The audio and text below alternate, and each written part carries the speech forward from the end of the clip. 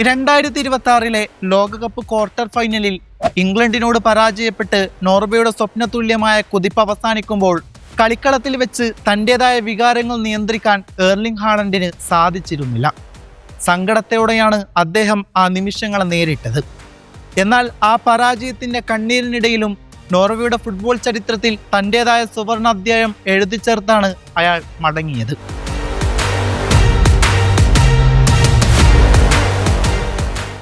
ഒരുപക്ഷെ നോർവേയുടെ കായിക ചരിത്രത്തിലെ തന്നെ ഏറ്റവും ആവേശകരമായ നിമിഷങ്ങൾക്കാണ് ഈ ലോകകപ്പ് സാക്ഷ്യം വഹിച്ചത്.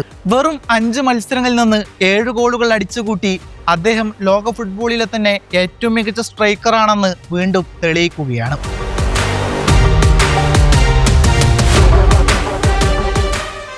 ആയിരത്തി 1988 ശേഷം ആദ്യമായാണ് നോർവേ വേൾഡ് കപ്പിന്റെ നൗക്കൌട്ട് സ്റ്റേജിലേക്ക് കടക്കുന്നത്. പ്രീ ക്വാർട്ടറിൽ ലോക ഫുട്ബോളിലെ വമ്പന്മാരായ ബ്രസീലിനെതിരെ നേടിയ ആ ചരിത്ര വിജയവും അതിൽ ഹാലൻഡ് വഹിച്ച പങ്കും ലോകം മുഴുവൻ അമ്പരപ്പോടെയാണ് നോക്കിക്കണ്ടത്. ആ വലിയ വിജയമാണ് നോർവേ ടീമിനെ ലോകകപ്പിന്റെ ക്വാർട്ടർ ഫൈനൽ വരെ എത്തിച്ചത്. ഈ നേട്ടങ്ങൾക്ക് ഫുട്ബോൾ ചരിത്രവുമായി ബന്ധപ്പെട്ട് മറ്റൊരു വൈകാരികത കൂടി ഉണ്ടായിരുന്നു.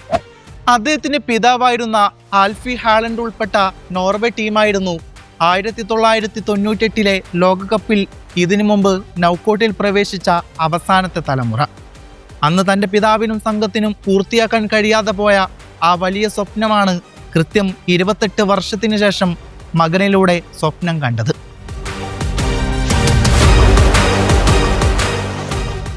ചരിത്രം ആവർത്തിക്കപ്പെടുന്നു എന്നതിലുപരി സ്വന്തം പിതാവിൻ്റെ പൈതൃകം കാത്തുസൂക്ഷിക്കാൻ കഴിഞ്ഞു എന്നത് ഹാലൻഡിനെ സംബന്ധിച്ചിടത്തോളം വലിയൊരു നേട്ടമായിരുന്നു.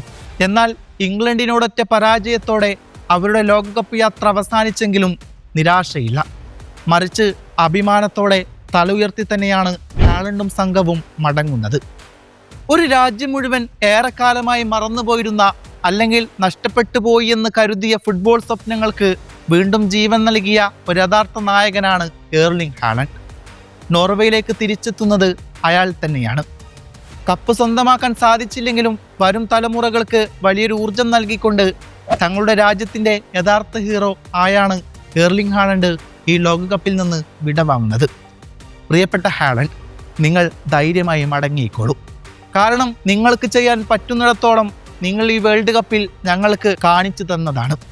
നിങ്ങൾ ബ്രസീലിനെതിരെ നേടിയ ആ 2ാമത്തെ ഗോളുണ്ടല്ലോ, അത് മാത്രം മതി നിങ്ങളുടെ മഹത്വം എന്താണെന്ന് വെളിപ്പെടുത്താൻ.